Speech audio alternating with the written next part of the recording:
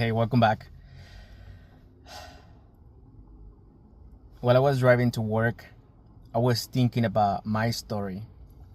And one of the things about our story is that we get so attached to it that sometimes we, and including myself, that's why I say we, but mainly myself, I use that as a way to prove my righteousness. And so it's just an excuse. Yes, my story is truth, and my story is true to me and the experience that I went through. But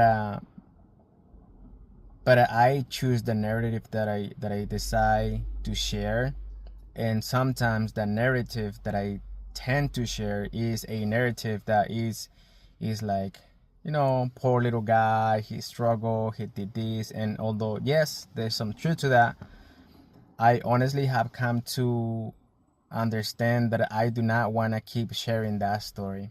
On the contrary, I want to share a story in which I can feel proud without having to victimize myself or or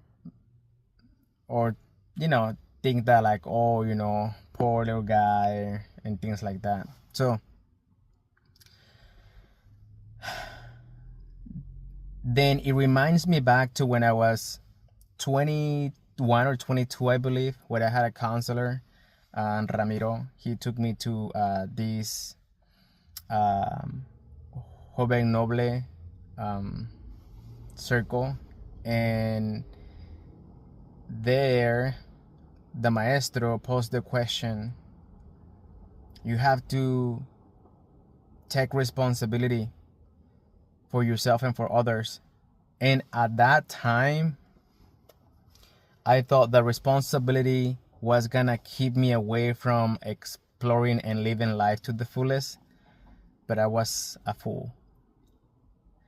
Now I understand that responsibility is about how you respond to life and your ability to respond to life and how you switch that.